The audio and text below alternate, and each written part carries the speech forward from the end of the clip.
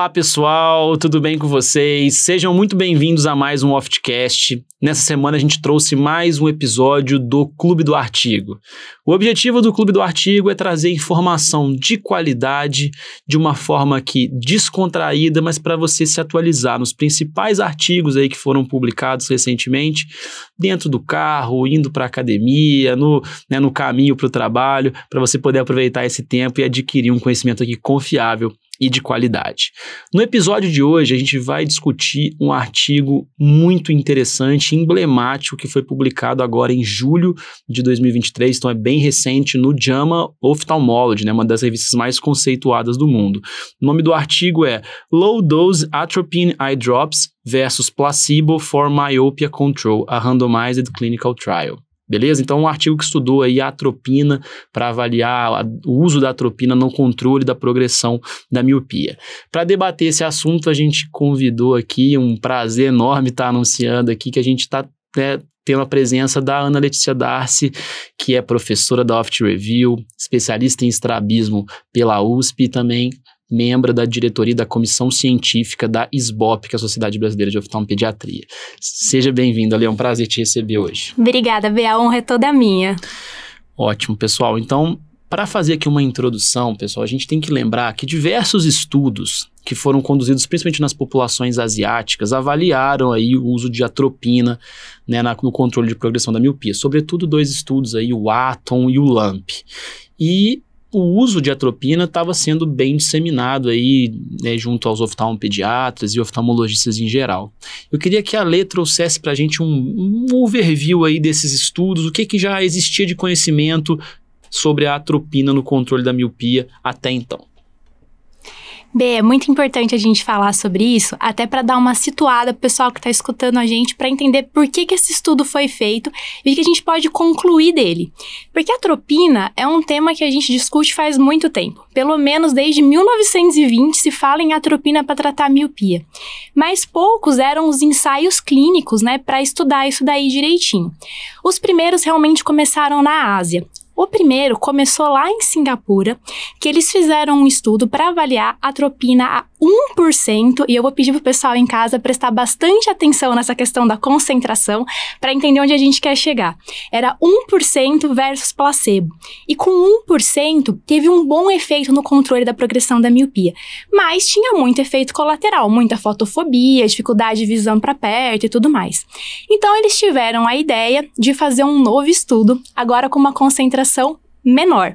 Eles pegaram uma concentração de 0,5%, de 0,1%, e aí eles falaram, vamos pegar uma dose bem menorzinha para fazer um controle, que era de 0,01%. E aí, nesse estudo, eles perceberam na fase 2 do ato que 0,01% surpreendentemente funcionava e tinha menos efeitos colaterais. E que quando suspendia essa medicação, tinha menos efeito rebote com doses maiores. Então acendeu aquela lanterninha de que será então que a gente deve usar a atropina numa concentração menor, porque vai funcionar, vai ter menos efeito colateral e menos efeito rebote também. Beleza, então a gente foi com essa ideia de que talvez 0,01% funcionasse. Mas um outro grupo de Hong Kong, depois quando foi fazer o estudo LAMP, falou assim, gente, mas a gente diminuiu demais a dose, né? A gente estava com 1%, foi para 0,5%, agora está em 0,01%.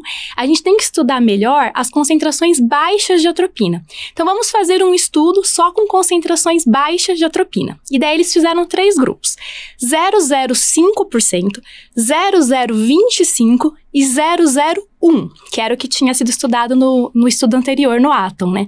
E aí o que eles viram? Que realmente 0,01 funcionava, mas 0,05, ou seja, 5 vezes mais concentrado, era ainda melhor. Então que talvez esse 0,01 não fosse a melhor concentração possível, que esse 0,05 talvez fosse melhor. E digo mais, nesse estudo, depois na fase 3, eles viram que em Hong Kong, pelo menos, tratar por 2 anos não era suficiente. Tinha que ser pelo menos 3 anos. Então, o que a gente está vendo até agora? A gente está vendo 2 estudos asiáticos, né, tentando comparar doses baixas de atropina para ver qual que tem um efeito melhor, mas não tinha nenhum estudo ocidental. Até que no ano passado saiu um estudo australiano, que é uma vertente desse estudo ATOM também.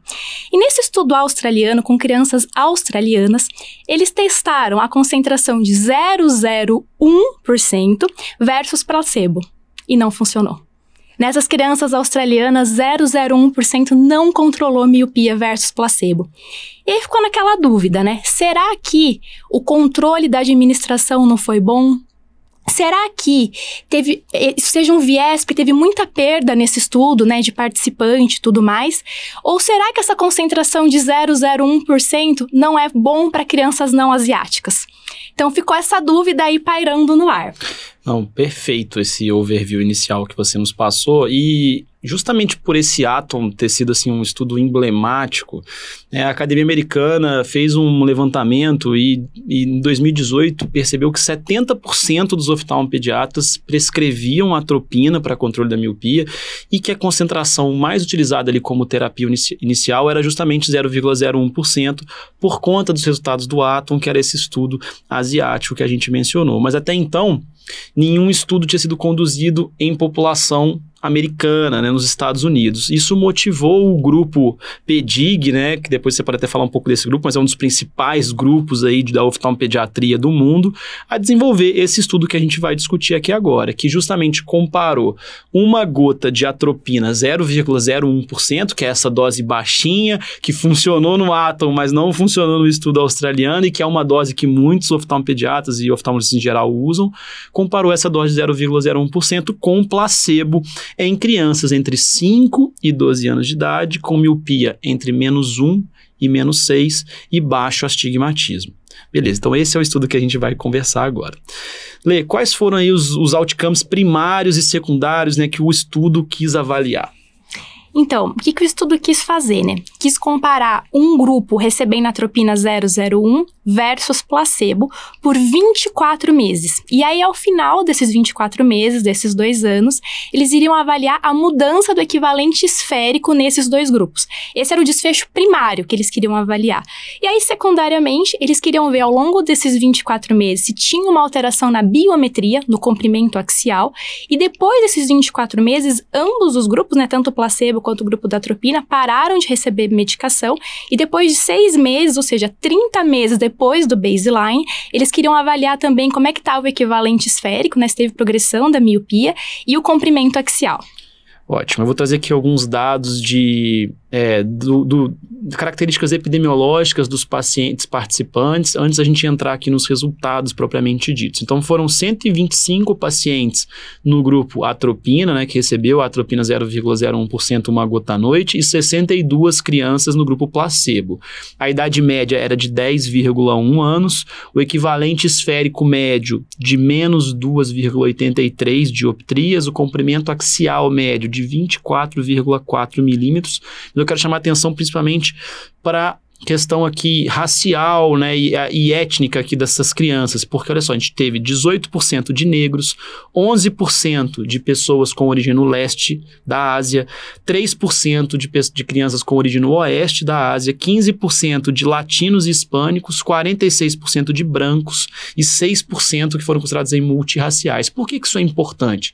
Porque foi realmente um estudo que avaliou aí crianças de diferentes origens, diferentes características genéticas, diferentes perfis, diferentemente do estudo, por exemplo, ATOM e LAMP, que estudaram crianças asiáticas, né? Embora o estudo australiano também tenha sido um estudo aí provavelmente com uma população miscigenada, porque é um país que tem bastante imigrante, esse aqui foi um estudo realmente que avaliou diversas populações diferentes. Então, eu acho que talvez seja uma das principais, um dos pontos mais importantes desse artigo. Bom, quais foram os principais resultados, Lê, no que se refere à progressão da miopia que eles encontraram, sobretudo no que você falou aí de equivalente esférico e comprimento axial? Então, Não sei se foi para nossa surpresa ou não, mas não funcionou. Então, tanto no grupo placebo, quanto no grupo que recebeu essa dose de atropina 0,01%, não teve diferença em relação ao equivalente esférico, nem ao comprimento axial, tanto com 24 meses de medicação, quanto 30 meses depois do baseline, né? Ou seja, 6 meses depois de parar. Ou seja, o que a gente está entendendo aí? Que talvez 0,01% também não funcione em crianças americanas. Pois é, então assim, é uma mensagem muito relevante, porque embora, igual você falou, o LAMP já tinha mostrado que 0,05 era mais eficaz do que 0,01, muita gente ainda usava 0,01 por conta do Atom, que foi um estudo emblemático, que foi talvez aí um dos estudos que mudou paradigmas, assim, vamos assim dizer. E esse estudo americano mostrou que não funcionou, né? O que pode explicar essa diferença, assim? O que os investigadores levantam como hipóteses que podem explicar essa diferença do resultado do estudo asiático, sobretudo o Atom, e esse estudo americano? Então, essa é a pergunta de $1 milhão, né? A comunidade científica toda está tentando entender por que está tendo esse tipo de diferença, né? Só uma coisa relevante que eu acho importante falar em relação a essa concentração é que no LAMP, né, que foi o estudo de Hong Kong, 0,01% funcionou para controlar equivalente esférico, mas não comprimento axial. Então, não é que não funcionou, funcionou em partes, né? Não funcionou em relação ao equivalente esférico à refração final. E no australiano não funcionou nada, né? Nesse braço australiano do Atom. Aí, o que pode justificar isso, né? A primeira coisa que a gente pensa, será que essa concentração de 0,01% era exatamente igual em relação ao veículo mesmo da medicação em todos os estudos? Será que não tinha um viés aí da própria medicação? A gente não sabe, né? Porque não foi a mesma indústria farmacêutica que fez o colírio para todos esses estudos. Será que teve uma questão de uma dificuldade de avaliar se essa medicação realmente estava sendo adequadamente administrada, né? A gente acredita que sim, mas fica essa hipótese aí também que pode ser. E por fim, que eu acho que é o que a gente mais se preocupa, será que tem uma questão racial mesmo, uma questão étnica? Isso eu acho que é uma das hipóteses mais fortes. Por quê? Fato é que essas populações são muito diferentes. Basta a gente avaliar a prevalência de miopia em Hong Kong, Singapura e nos Estados Unidos. Enquanto nesses países a prevalência está acima de 80%, nos Estados Unidos está ali entre 25% e 50%. Então só aí já tem uma diferença. E outra coisa importante é em relação à progressão da miopia. Se a gente avaliar o grupo placebo, vamos esquecer agora desses estudos todos, o grupo do estudo, né? Vamos pensar no grupo controle, no grupo placebo. Esse grupo placebo de todos os estudos, eles progrediram diferente. Enquanto em Singapura e Hong Kong, eles progridem, em média, 0,75 dioptria ao ano, tanto na Austrália quanto nos Estados Unidos, com populações não asiáticas, demoram 2 anos para progredir esses mesmos 0,75. Ou seja, países asiáticos estão progredindo 2 vezes mais rápido do que os países não asiáticos. Então, talvez realmente tenha uma questão aí étnica que a gente tem que levar em consideração. Não, perfeito. E esse estudo foi conduzido por um grupo que é muito notoriamente reconhecido como um grupo, assim, impecável do ponto de vista científico. A maior parte das condutas aí na parte de ambliopia veio dos estudos desse grupo PEDIG. Então, foi um estudo realmente bem conduzido, minuciosamente desenhado, os controles ali eram bem rígidos.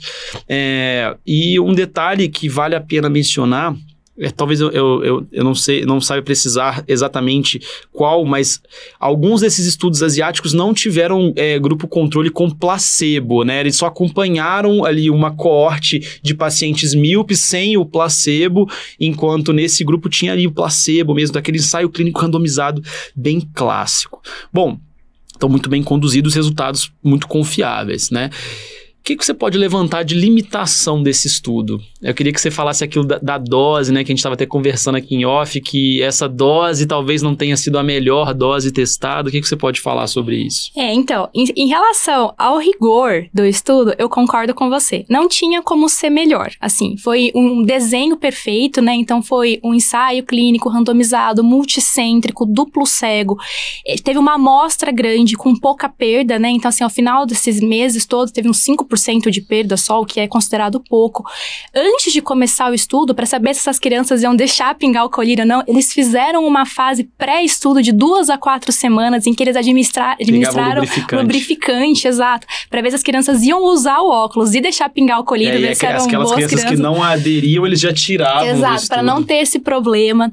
Eles pegaram uma outra farmacêutica para testar se aquela medicação estava mesmo a concentração certa, então para ter certeza que estava no 001, e para checar se estava sendo administrado ou não, eles perguntavam para os pais, né, fazer um controle mesmo se estava administrando, e checavam o frasco do colírio também, né, porque cada colírio de dose única eles recolhiam no final do mês e pesavam para ver se a gota tinha saído de lá ou não. Então, assim, foi muito bem feito. Os estudiosos, né, quem fez o estudo, eles levantam como possíveis limitações que talvez essa não seja a melhor forma de avaliar se foi administrado ou não, porque eles não estavam vendo. Mas assim, também, né, gente, a gente tem que dar, né, tem que entender que é difícil mesmo, né? Fizeram bastante já, botar né? Um investigador na casa de cada um pra ver se tá pingando a câmera. De quase 200 pessoas, fica um pouco complicado, né? E isso foi uma possível limitação que eles levantaram, né? E levantaram também a questão de que o estudo foi conduzido ao longo da pandemia. Então, algumas consultas foram online. Mas assim, tudo bem, porque as consultas precisavam ser presenciais, foram presenciais, né? Então, eu acho que em termos de limitação, de rigor científico, não. Eu acho que foi um estudo muito bem feito. A questão só é a concentração. Se será que essa era a melhor concentração para ter sido estudada? Porque a gente já sabia do LEMP que 001 não controlou, né, o crescimento axial, e desse estudo Atom australiano que não funcionou nem para o equivalente esférico e nem para o comprimento axial. Então, a dúvida é se não deveria ter sido testado com uma dose um pouquinho maior. Pelo menos agora a gente já sabe que 001 não funcionou, né, para crianças não asiáticas. E acaba que isso talvez possa ter implicações práticas, porque se a gente olhar os guidelines, né, inclusive da SBOP, da Academia Americana, eles falam para começar com 0,01, mas como você falou, na prática, muitas vezes a gente sabe que precisa aumentar. Mas você acha que isso vai mudar? Pode, né, não dá para dizer que vai ou não, mas você acha que pode ter mudanças práticas, que a gente já comece com uma dose maior? O que você acha que isso pode impactar, né, no dia a dia, por exemplo, dos oftalmopediatras e dos oftalmologistas em geral? Bom, eu acho que antes de tudo, esse estudo deixou escancarado que a gente precisa estudar mais, né? Isso é o fato número 1. Mas as boas notícias são que tem mais ensaios clínicos acontecendo, né? Tem pelo menos mais 5 acontecendo agora, nesse momento, sobre o uso de atropina para controle de miopia.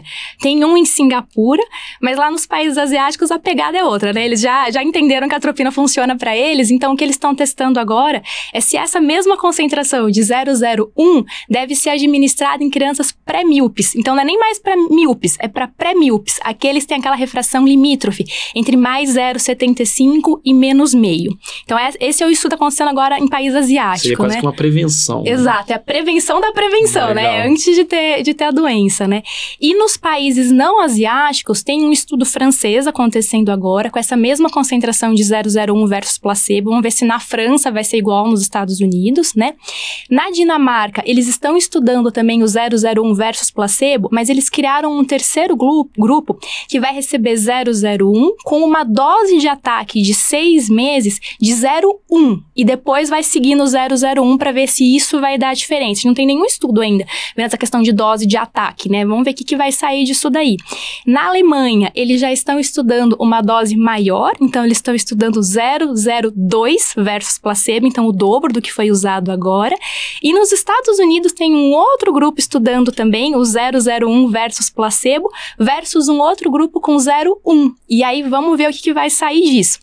Então, assim, o que está acontecendo, né? Tem vários estudos agora, a gente não sabe qual é a melhor concentração. O problema é que a progressão da miopia é um problema mundial de saúde pública. Eu acho que não dá pra gente ficar de braços cruzados esperando pra ver o que vai sair. Infelizmente, a gente vai ter que aprender a trocar o pneu com o carro andando. É o que tá acontecendo agora. Então, assim, se tiver mesmo essa questão étnica na progressão da miopia, imagina como vai ser difícil num país como o Brasil, que é extremamente miscigenado, pra gente ter um guideline único, unificado pro país inteiro, pra todas as regiões, pra todas as etnias. Vai ficar muito difícil a gente fazer isso. Então, eu acho que, pelo menos por enquanto, a conduta é individualizar. Eu acho que não fazer nada não é uma opção. O que eu acho que a gente tem que fazer atualmente é seguir os nossos guidelines atuais. Por quê? No guideline está bem escrito, se mantiver a progressão usando o 001, a gente aumenta a dose. É diferente do que acontece num ensaio clínico desse, que eles têm que manter ao longo dos 24 meses para fazer o que eles se propuseram a fazer. Na vida prática não é assim. Então, o que eu recomendo?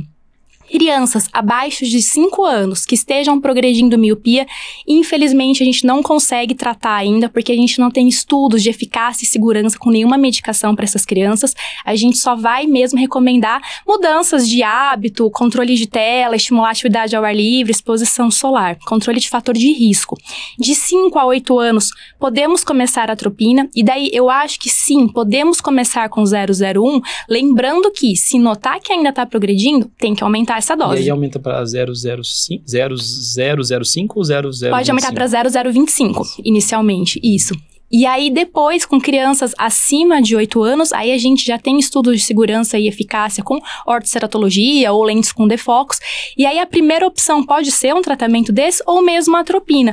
E aí, se tiver progressão, ou aumenta a dose da atropina ou associa a terapia, né? A gente pode começar com a atropina e se estiver progredindo, associa uma lente com defocos, enfim. Sempre começando com monoterapia e depois associando um outro tratamento se necessário. É legal que cada estudo traz várias outras perguntas, né? Então, ele responde uma, mas traz várias outras, né? Pô, beleza, 001 não funcionou para a população americana, mas e 005 ou 0025, né? Então, provavelmente, outros estudos vão ter que derivar, já tem outros acontecendo, como você falou, e isso é muito interessante. E como você falou, a miopia realmente é uma coisa que está crescendo em ritmo acelerado. Essa situação que a Ásia vive hoje é a situação que os Estados Unidos esperam para daqui 20 anos. Então, se a gente não criar protocolos, não começar a agir, a gente vai ter realmente população de míope gigante, igual tem lá na Ásia, aqui nos países do Ocidente. Então, eu acho que esses estudos são necessários e a gente precisa fazer alguma coisa.